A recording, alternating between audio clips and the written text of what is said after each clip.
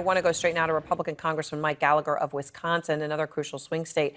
Thanks very much for your time. I appreciate it. So, piece, you've got different points of view. One of the auto workers was saying the president wouldn't have to resort to the tariffs, though, if Congress would do its job, would do something on immigration. What's your response to that? Well, I think in previous negotiations, the president has used tariffs in order to advance an economic agenda, in order to ensure a more level playing field economically, in order to compel other countries to reduce their tariff barriers. We can argue about the wisdom of that, but this seems to be a different approach. We are applying tariffs in order to effectuate an outcome on immigration. So he's right to suggest that Congress has not gotten its act together. We have not passed a solution to the immigration system, and that makes life harder for dairy farmers in Wisconsin.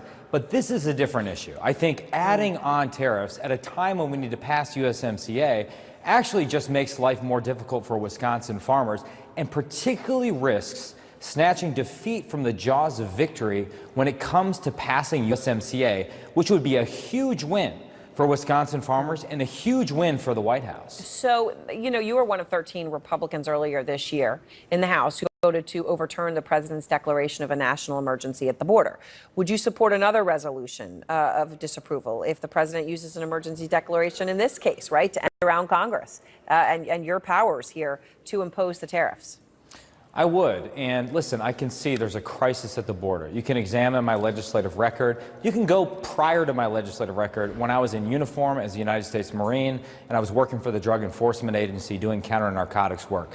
I get it. We need to fund physical border security. We need to secure the border. However, constitutionally, Congress has to defend its equities. And we can't have a system where one person or a small group of people simply wakes up and says, I am going to decide to apply tariffs. And that's why I have introduced a bill that would require Congress to vote on these issues and claw back some of its authority to regulate commerce with foreign nations that it has ceded over the last few decades. Okay, so the thing about it is, and I know that you have your option. Others in your party agree with you, obviously, on the fundamentals here, and you've got various ways to stop this. The president was asked about the opposition from his party, from you all, and here's what he said today. What do you think of Republicans who say that they may take action to block you? I don't think they will do that. I think if they do, it's foolish. There's nothing more important than borders. So he says you'd be foolish to block the tariffs. What's your response to that? Foolish?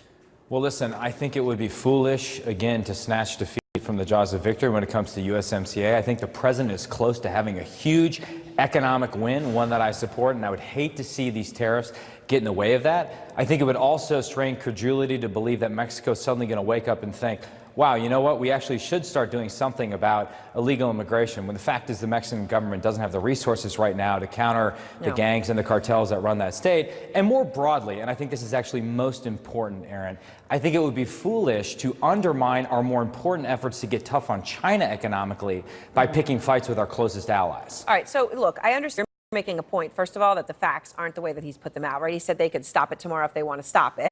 Obviously, it's not that simple. But you also make a point that this is about the Constitution. And on that front, I want to ask you about that. 60 members of the House are now calling for impeachment inquiry into President Trump. Obviously, 59 of them are Democrats, but one of them is your colleague, Republican Congressman Justin Amash. Now, Amash was asked during a town hall about other Republicans in the House on this issue, and here's what he said. My colleagues tell me all the time. In fact, you wouldn't believe how many phone conversations I had or conversations in person with colleagues. Justin, by the way, a lot of them think I'm right about the Mueller report, and they just won't say it. There are a lot of the Republicans. So he's talking about people in your party. Some of your Democratic colleagues are telling me that many Republicans support impeachment when they're in the elevator or behind closed doors. They have conversations. It's about the Constitution. It's about principles. It's behind closed doors, though. Do you think that's true?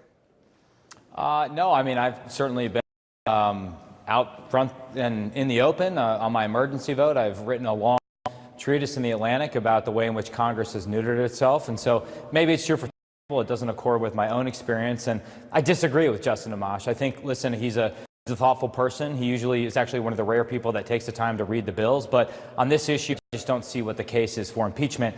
Congress can actually just start stepping up on a daily basis and reclaiming its authorities, whether it's on tariff issues, whether it's on war powers resolutions, whether it's on an authorization for the use of military force. The fact is we've actually ceded this authority to the executive branch, and President Trump is doing what pretty much every president, Republican and Democrat, has done, which is to say using the authority that Congress has given up in order to advance his agenda. All right. I appreciate your time, Congressman. Thanks so much. Thank you.